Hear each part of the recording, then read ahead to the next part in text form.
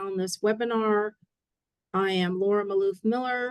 I'm a wellness program manager with HealthNet. As you know, Kristen Kayla, health promotion consultant with HealthNet's also on the line. Just a couple of housekeeping items. Everybody has been muted upon entry. That's to avoid any of the background noise. Do keep in mind the end of the webinar, there will be an anonymous survey, so we'd appreciate your feedback. And if you happen to have any questions throughout the webinar, go ahead and chat directly to Kristen. And then also everybody who registered, whether you could attend today or not, will receive a link to the recording in just a couple of days. This is our topic for today, Rise and Shine, Sleep Health. So we're going to delve into the critical importance of quality sleep today. Oh, please keep in mind, the information provided in this presentation is intended solely for the general information of the audience. It's not medical advice and shall not replace consultation with your physician or other qualified health provider. If you have any health-related questions or problems, please seek the advice of your physician or other qualified health provider. So this is what I'm going to be covering today, why sleep matters. It's critical to our well-being. We'll take a look at the stages of sleep in the sleep cycle. Also, what happens when we don't get quality or good quality or quantity of sleep? How our behavior and our environment affect sleep. I'll cover some tips on creating a sleep-friendly bedroom. Sleep hygiene. This really starts with a bedtime routine. So I'll review that. And then, of course, why is sleep sometimes so challenging? Talk a little bit about what things may be causing some sleep issues. Oh, I've got a poll here. So what percentage of adults are getting 6 or less hours of sleep? Let me go ahead and launch this poll here for you. All right. These, of course, are always optional, but it's kind of fun to do it if you're interested. So what percentage of folks are getting a good night of sleep? 10, 20, 30, or 50% of folks? A couple more seconds on that, and I'll go ahead and end it.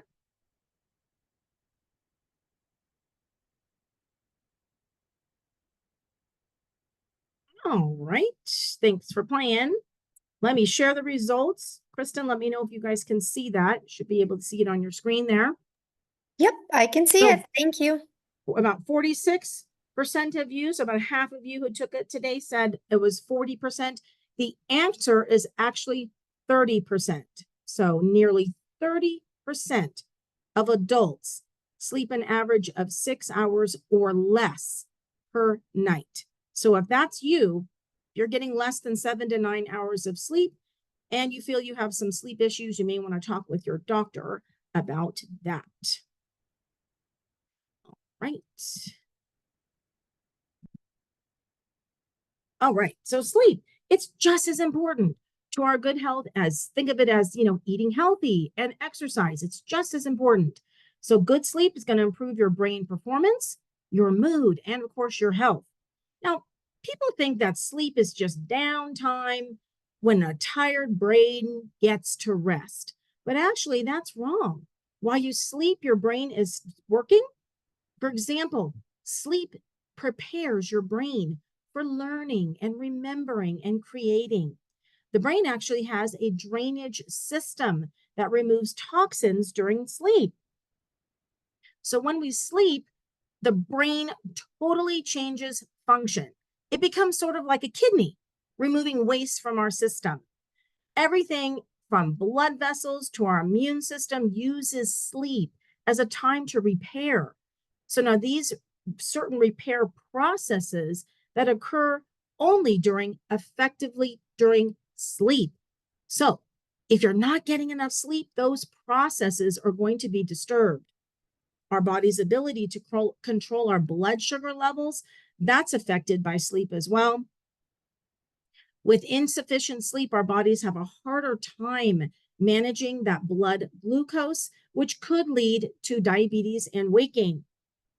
Also, Sleeps help with the formation of our long-term memories. So not getting enough sleep or enough high quality sleep can lead to problems focusing, as you can imagine, on tasks and thinking clearly.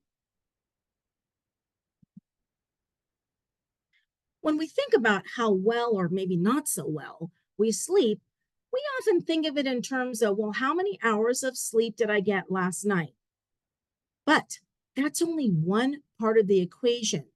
We should actually be thinking sleep about our quality of sleep and if that sleep is actually restorative.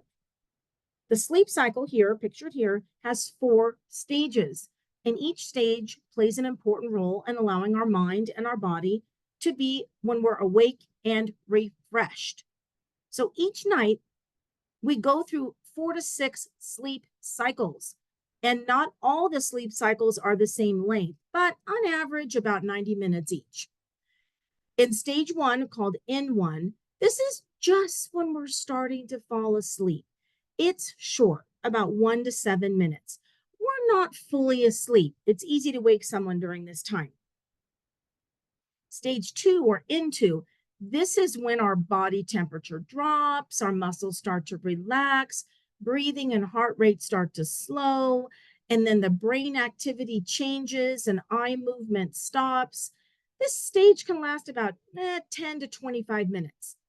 But you'll notice in the sleep cycle, about half of our sleep is in this stage. Stage three, or N3, this is deep sleep. So, of course, it's harder to wake somebody in this stage. The body further relaxes. This is delta brainwave activity. This is the stage that's critical for restorative sleep, body recovery, and growth. It also helps to bolster the immune system and other processes. Now, during REM, or rapid eye movement sleep, the brain activity picks up and we experience temporary paralysis of our muscles, with the exception of the muscles that control the eyes and breathing. Now, this sleep is known for those vivid dreams, and we generally enter REM sleep about 90 minutes after we fall asleep. Now, these stages are important because they allow the body to recuperate. Now, keep in mind, this is a typical sleep stage pattern, but of course, there are substantial individual variations based on your age. Think of newborns versus older adults. How much sleep do each of those categories need? Or your recent sleep patterns. Maybe it's been irregular, or maybe it's been insufficient. Perhaps you're traveling, or you have a work schedule. It's a later time of schedule, or it's a shift schedule. So, of course, these can cause abnormal sleep cycles. Alcohol also decreases REM sleep early in the night. But as it wears off, there's this REM sleep rebound where you have this prolonged REM stages. Oh, here's my next poll. Lack of sleep is linked to which of the following? Let me go ahead and launch this poll.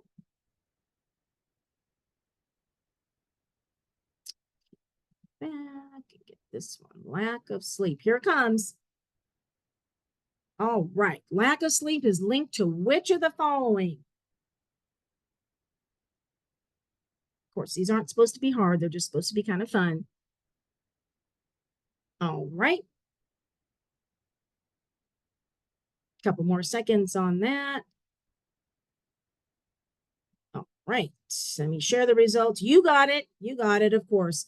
The answer is all of the above. Lack of sleep can, of course, cause you to nod off while you're driving. You can lose focus when you're at work. And of course, they can lead to serious accidents, work errors, even in the airplane transportation. So scary stuff if you got a pilot who's asleep while you're flying. All right. All right. So sleep deprivation occurs when you do not get at least 7 hours of sleep or quality sleep each night.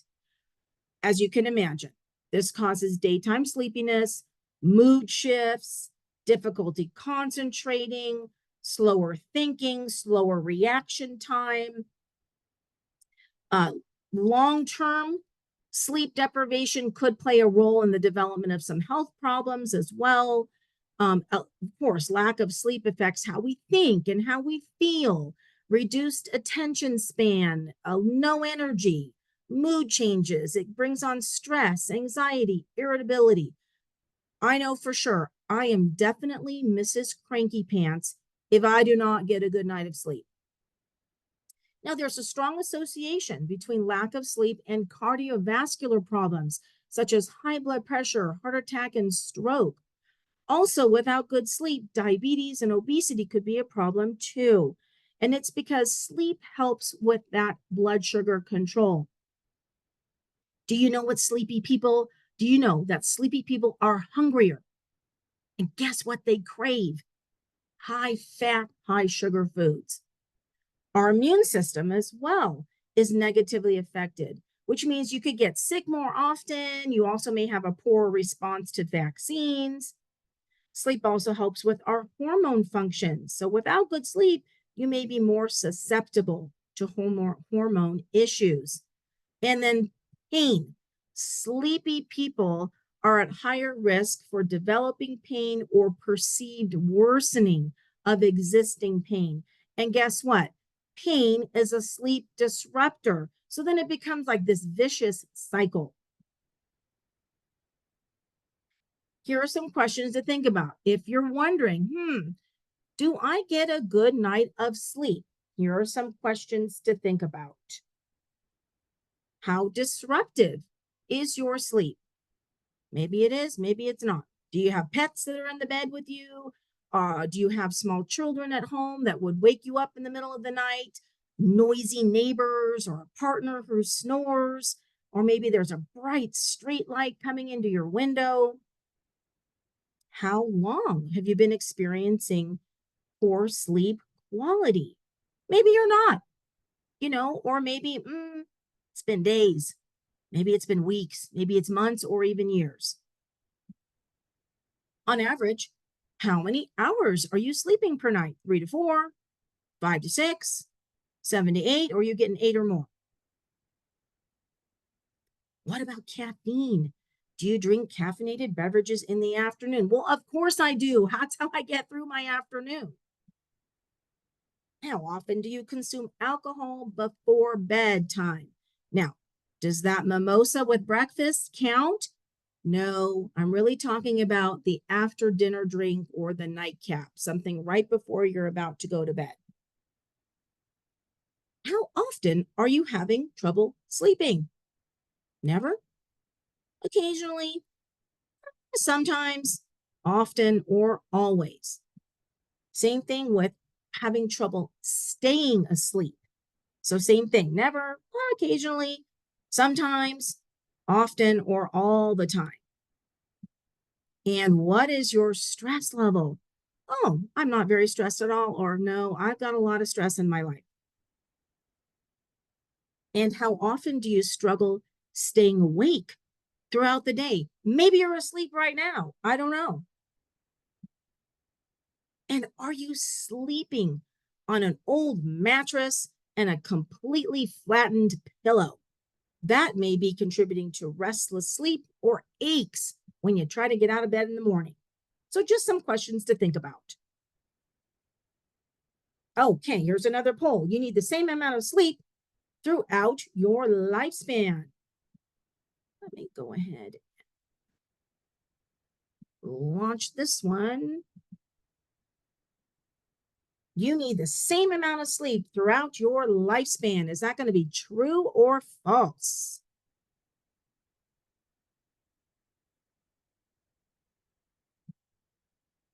All right.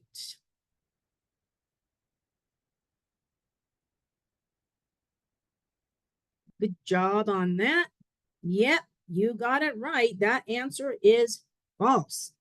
Sleep patterns change with our age. Plus, not everybody needs the same amount of sleep. Right.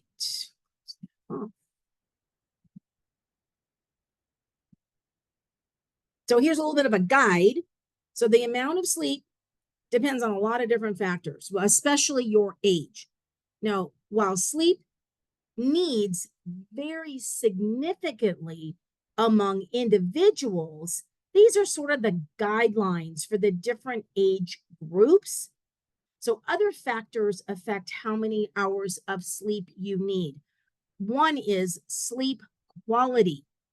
If your sleep's frequently interrupted, you're not getting good quality sleep. Okay, so quality of your sleep is just as important as the quantity. If you're sleep deprived, you're going to need more sleep. Okay, your need for sleep increases. Pregnancy, changes in hormone levels and physical discomfort can result in poor sleep quality. And then our age. So older adults need about the same amount of sleep as younger adults. But as we get older, our sleeping patterns might change. So older adults tend to sleep more lightly, and it takes them longer to start sleeping, and they sleep for shorter time spans than do younger adults. And then sometimes older adults tend to wake up multiple times during the night.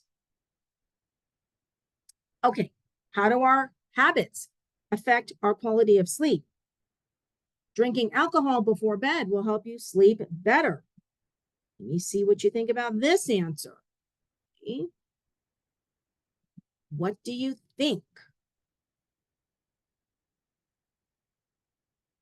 True or false? Drinking alcohol before bed will help you sleep better.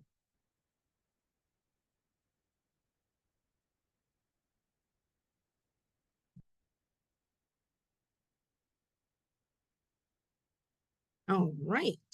Good job, guys. Good job. That is false. Drinking alcohol might make you sleepy, but it keeps you from getting in that deep or REM sleep. As we saw in the sleep cycle, it delays that deep sleep. Got a bunch of smarty pantses on the call today. Good job. All right, so here you just need to be mindful of the alcohol right before the bedtime. It will induce drowsiness. And so some people, ooh, they really like to have a little nightcap before going to bed. Unfortunately, alcohol does affect the brain in ways that can lower your sleep quality. So you'll see here on the slide the different amounts of alcohol. One drink affects your sleep quality by 9.3%. Two drinks at 24%. And if you have indulged with three or more, almost 40% of those folks will have their sleep quality affected by alcohol. Well, what about what we eat? So this is results from the Sleep Foundation. Now, Katie Hamill, she's a certified nutrition practitioner in Jacksonville, Florida.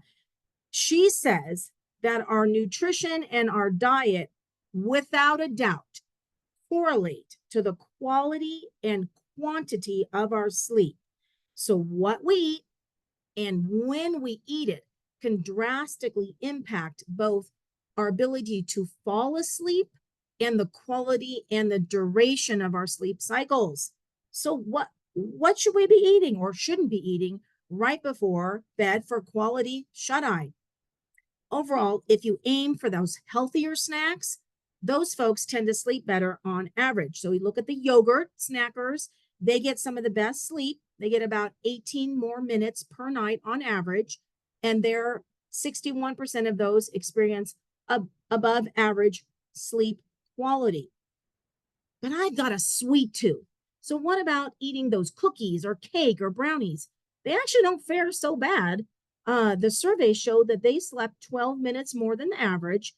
Nevertheless, processed foods and those sugary treats should still be infrequent, especially before bed, because you know what's going to happen. You want to try to minimize that blood sugar roller coaster. So if you go for processed foods or that tub of ice cream at 10 p.m., that is going to spike your blood sugar, which then activates your kidneys. So then your sleep quality is poor because you have these micro awakenings. You even have to go to the bathroom in the middle of the night. And so that can start sort of like an insomnia habit. Okay. So Katie is suggesting aiming for foods rich in protein, fiber, magnesium, and potassium for improved sleep quality. So ideally, we should not really cut off eating about 2 to 3 hours before we sleep. This allows our body to digest and the blood sugar to stabilize for better sleep. If you are hungry right before bed, because that's a sleep disturber too, your stomach's growling. So if that affects your impacts your ability to fall asleep, then try a small spoonful of like a nut butter or even like a half of banana. All right, what about our environment that is affecting our sleep? Well, in an Israeli study of eighth graders and ninth graders, researchers found that those adolescents with excessive electronic media habits experienced daytime sleep related problems. The study found that the students with televisions in their bedroom went to bed later at night and, of course, slept less than those without televisions. This doesn't go for just adolescents, this is for everybody. If you've got a TV in your bedroom and it's on, the likelihood is you're going to be getting a little less sleep than those without a TV in your bedroom. Noise is another significant factor when it comes to influencing our sleep-wake behavior and our sleep quality. So research shows that high sound levels during sleep, whether it's like traffic or neighbors or other disturbances, even in your own home, decrease the sleep intensity and cause you to wake more during the night, and can even increase your stress hormone secretion. So when it comes to noise and sleep, researchers suggest that intermittent sounds, that's kind of like the occasional honking or revving of a car, that's actually more disturbing than continuous noise. So if you happen to live in a neighborhood that's densely populated, urban environment, you hear a nightclub music, police sirens, traffic jams, even construction noise, okay, that can really affect your sleep. Of course, you want to reduce your bright lights. During nighttime, you want to keep the lights low, but also natural light exposure during the daytime hours is just as important. So you'll see in the picture here, the warm light helps your body prepare for rest. And as you probably know, the blue light from electronic devices, that's going to keep your mind stimulated. And if you've got light from like a street or a commercial building, that also affects our circadian rhythms. That's our 24-hour internal clock in our brain that regulates our cycles of alertness and sleepiness by responding to light changes in our environment. Also, artificial bright light during the nighttime can suppress melatonin. That's a hormone that helps your body's help you control your body's sleep cycle. It controls your body's sleep cycle, melatonin, and it can delay sleep onset. So as you can imagine, also, if you're living in an unsafe neighborhood with crime or violence, that can, of course, negatively impact your ability to relax and to fall asleep. So, how can we get a good night of sleep? So getting at least 30 minutes of exposure to daylight. So this natural light influences, like I said, our circadian rhythm, which directly affects directly affects when you feel sleepy.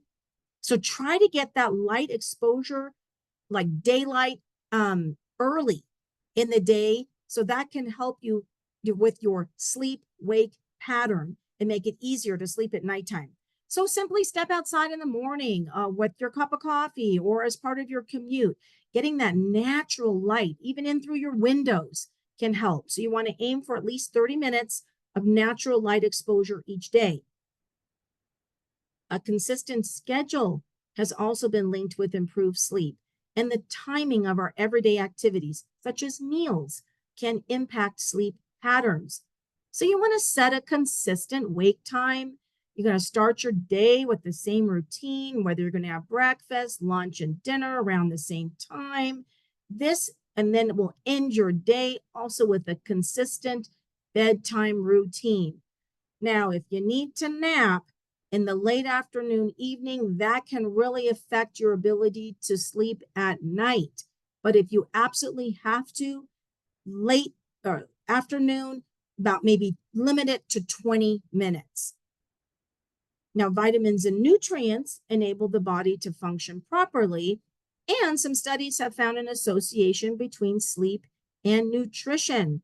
So, a good balanced diet, fruits, vegetables, whole grains, lean meat may also support better sleep health. Now, everybody has different needs. So, speak to your doctor or nutritionist about your current diet if you think it's affecting your sleep. Getting at least 7 hours of sleep each night is essential for overall health and well-being. But we have a full schedule of activities that can eat away at the time needed for sleep. If you do not dedicate enough time to rest, it's inevitable that you will end up with insufficient sleep.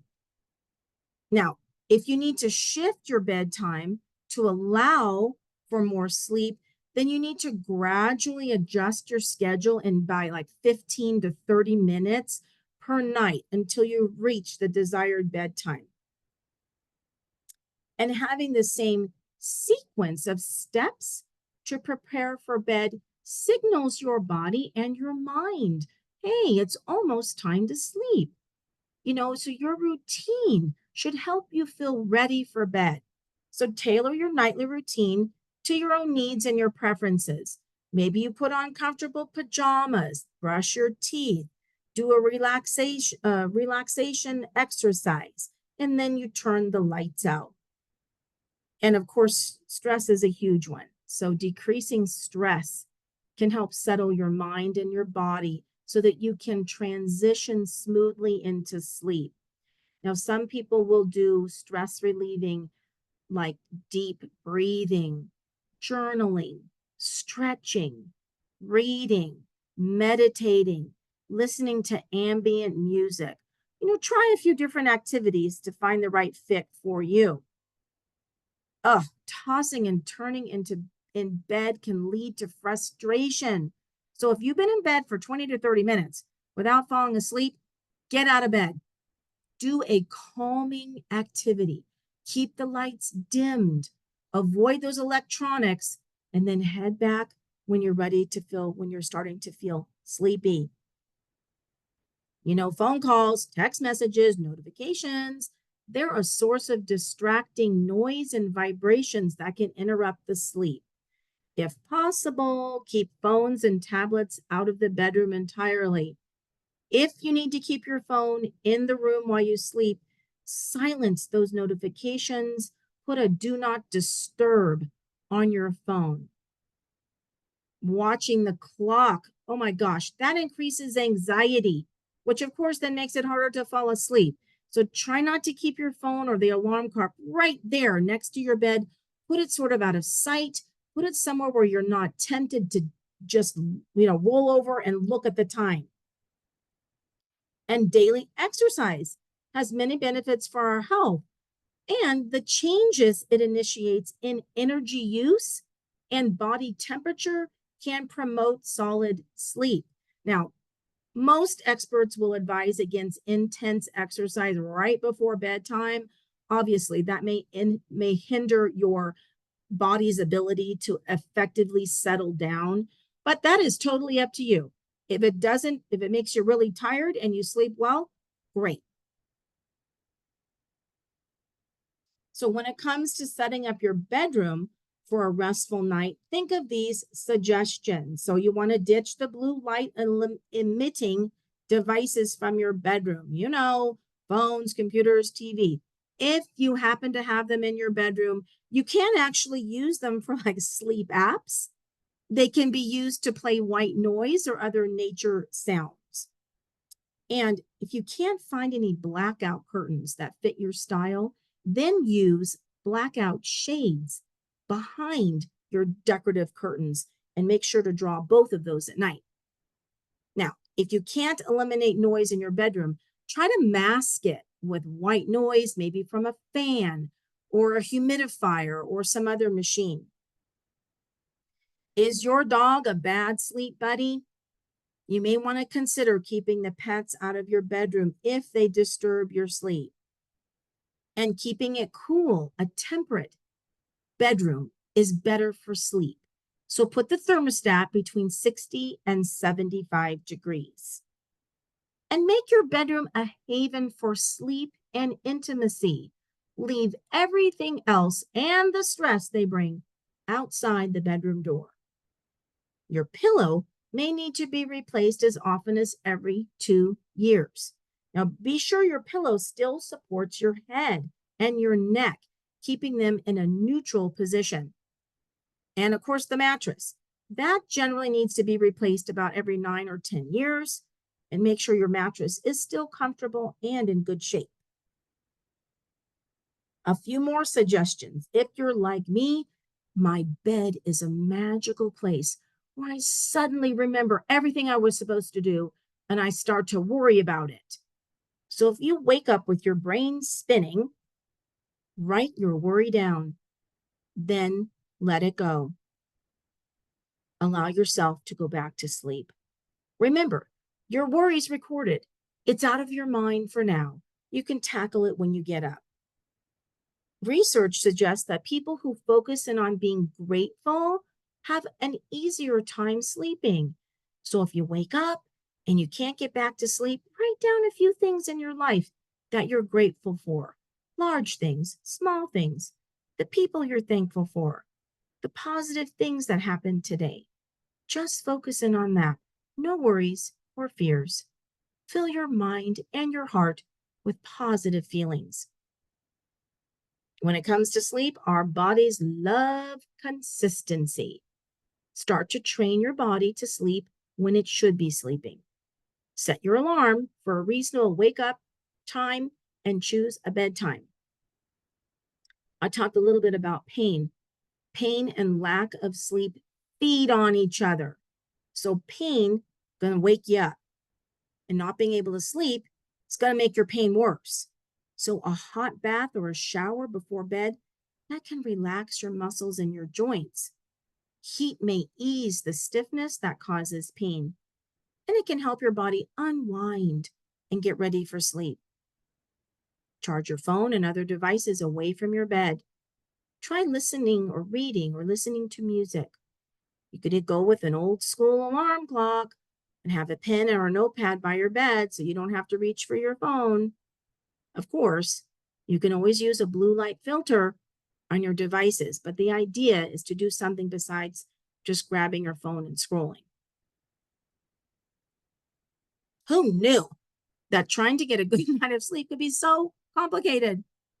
Now, the sales of weighted blankets have soared in recent years.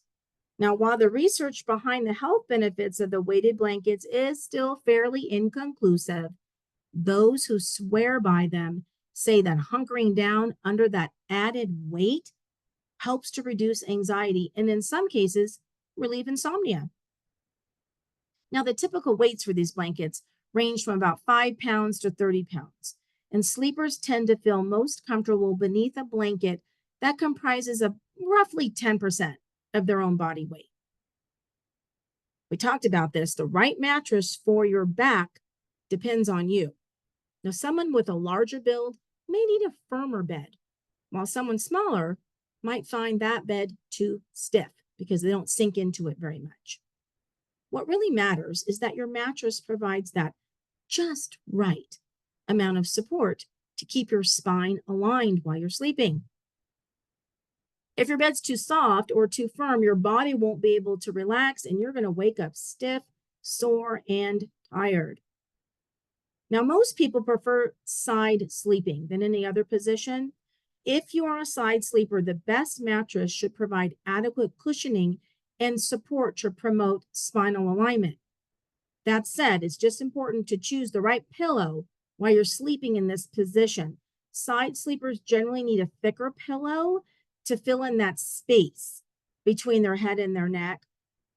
Pillows that are too thin are not going to provide enough cushioning, while if they're excessively thick, those pillows then can interfere with the spinal alignment and lead to more pressure points.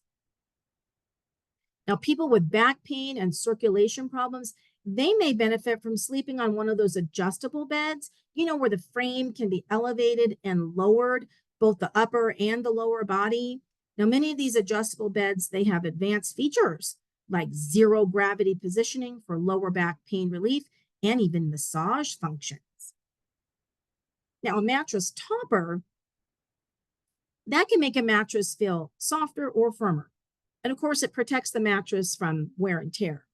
While a topper can temporarily make your sleep surface feel comfortable, it really should be considered a temporary fix, not a permanent solution for an old, sagging mattress.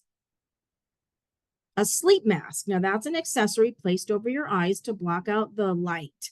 So they're typically made of soft, lightweight material. Could be cotton, polyester, nylon, silk.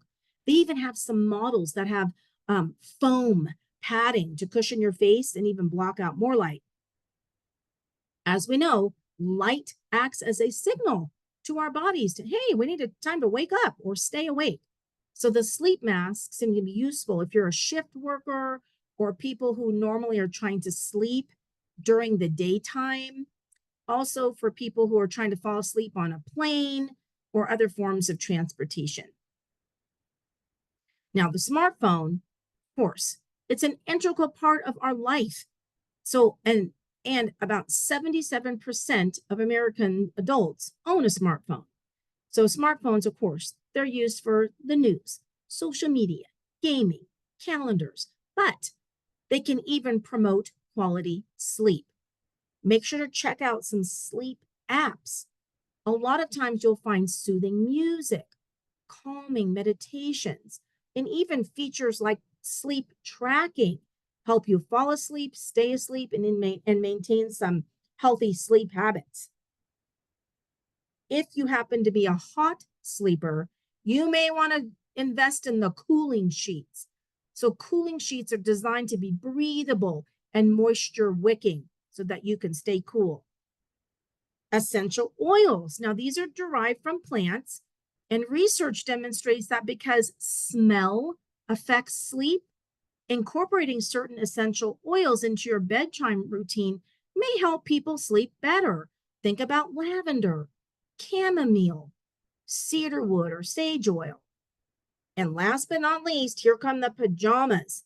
They come in so many different styles and materials. Some are designed to keep you warm. Others keep you cool and breathability. Now, some are feather light and silky, while others are thick and cozy. So the perfect pajamas for you depends on your personal preferences, your sleep environment, and of course, your budget.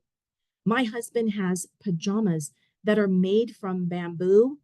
They are so soft.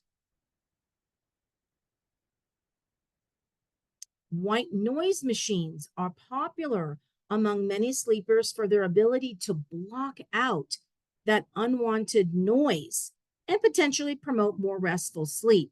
Lots of models on the market. So they range from very basic to those capable of playing a range of white noises as well as soothing natural sounds. Now, the prices for these are usually depends on the manufacturer and, of course, the features, but most are available for under $100. There are different types of colored noise or sonic hues. Pink noise consists of audible frequencies, but with more energy at the lower frequencies. So that creates a deep sound. So think of rustling leaves or steady rain. You're probably familiar with white noise, a whirring fan, radio or television static, a hissing radiator, a humming air conditioner. Now, since white noise contains all frequencies at equal intensity, it can mask loud sounds that stimulate your brain. Brown noise is also called red noise. Now, that has a higher energy at a lower frequency. It is actually deeper than pink or white noise. So think of brown noise as low roaring strong waterfalls, thunder.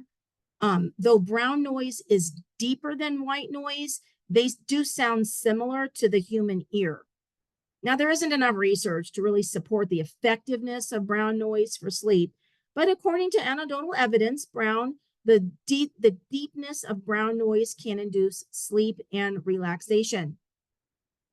Black noise is an informal term, or is used to describe lack of noise. So it refers to complete silence, or mostly silence with little bits of random noise. Now, this may be difficult, to complete silence, to find complete silence. But, if that's you, then it may help you sleep at night. Some people feel most relaxed when there is little to no noise. For me, I personally like brown noise. It's a deeper sound, and I find it easier to fall asleep. Oops. All right. Here's our poll here. What is the best way to get a good night of sleep? Let me launch this poll here. Last one.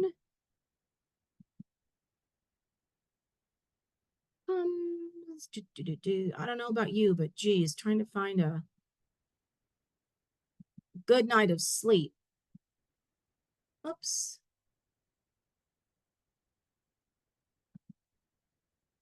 Okay, for some reason, I can't seem to launch it. Okay, let me see here. Oh, no. All right, that's okay. I apologize for that. For some reason, it won't launch. No worries, no worries. Well, I'm pretty sure you guys know what the answer is. So what should you do? All of the above. You want to consider checking into your hotel and consider checking if your hotel happens to be in an urban area with a lot of street noise. When it comes to room choice, you want to consider a room maybe on a higher level, away from noise of the street, the elevator, any conference rooms, and definitely the ice machine. Ask if the room has any blackout shades or curtains, so allowing you to make the room dark enough for comfortable sleep, or you may end up wearing an eye mask, to block out the light. And if you require a certain type of pillow, make sure to bring your own from home to ensure that you are comfortable. This always happens to me, this first night effect.